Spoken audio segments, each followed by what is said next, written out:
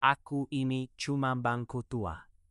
Catku sudah mengelupas, kakiku pernah retak, tapi telingaku masih setia mendengarkan cerita negeri ini. Setiap hari, orang-orang duduk di atasku, petani, buruh, mahasiswa, pedagang kecil. Mereka datang bukan untuk berdebat soal struktur negara, tapi soal satu hal sederhana. Apakah mereka merasa aman dan dilayani? Belakangan, angin membawa kabar tentang wacana besar, soal posisi kepolisian. Ada yang ingin polisi berada di bawah kementerian. Katanya supaya lebih rapi, lebih terkontrol. Tapi dari ujung negeri, suara Kapolri terdengar tegas. Ia menolak.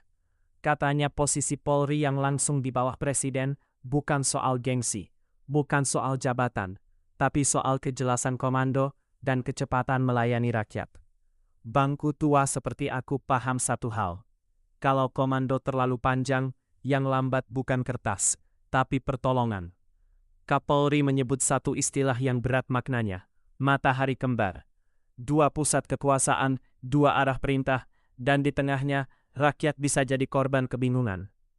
Bangku tua pernah menyaksikan sejarah, ketika negara ragu mengambil keputusan, yang gelisah bukan elit, tapi orang kecil di pasar, di jalan, di rumah sempit yang hanya ingin hidup tenang. Lalu ada satu kalimat yang membuat banyak orang terdiam. Kalimat yang tidak dibuat untuk pencitraan. Kapolri berkata, jika Polri harus berada di bawah kementerian dan ia ditawari menjadi menteri kepolisian, ia lebih memilih menjadi petani. Bangku tua tersenyum pahit mendengarnya. Bukan karena merendahkan petani, justru sebaliknya. Karena petani itu simbol kejujuran. Bekerja dengan tanah, menunggu musim, dan hidup dari keringat sendiri. Kalimat itu seperti pesan, jabatan tidak ada artinya jika harus mengorbankan prinsip. Tapi bangku tua juga tahu, struktur saja tidak cukup. Rakyat tidak hanya menuntut di mana polisi berada, tapi bagaimana polisi bersikap. Disinilah Kapolri bicara tentang reformasi kultural, tentang doktrin yang diperbaiki, pengawasan yang diperketat, dan sanksi yang tidak pandang bulu. Bangku tua pernah mendengar keluhan rakyat, tentang oknum, tentang ketidakadilan, tentang rasa takut melapor.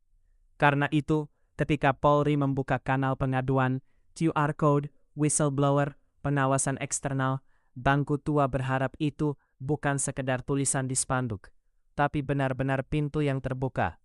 Kapolri juga menekankan dialog, bicara dengan aktivis, duduk bersama masyarakat, menyampaikan aspirasi tanpa kerusuhan. Bangku tua percaya satu hal, suara rakyat tidak pernah berbahaya jika didengarkan dengan kepala dingin.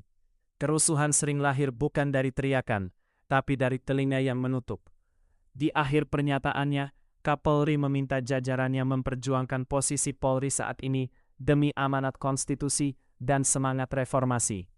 Bangku tua tidak memilih siapa yang benar. Bangku tua hanya berpihak pada rakyat.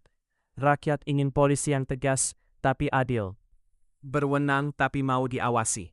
Struktur boleh diperdebatkan, jabatan boleh dipersoalkan. Tapi satu hal tidak boleh hilang, keamanan dan rasa keadilan bagi orang kecil. Aku hanya bangku tua. Tugasku satu, menjadi tempat rakyat duduk, bercerita, dan berharap negeri ini tetap dijaga bukan oleh ambisi, melainkan oleh amanat.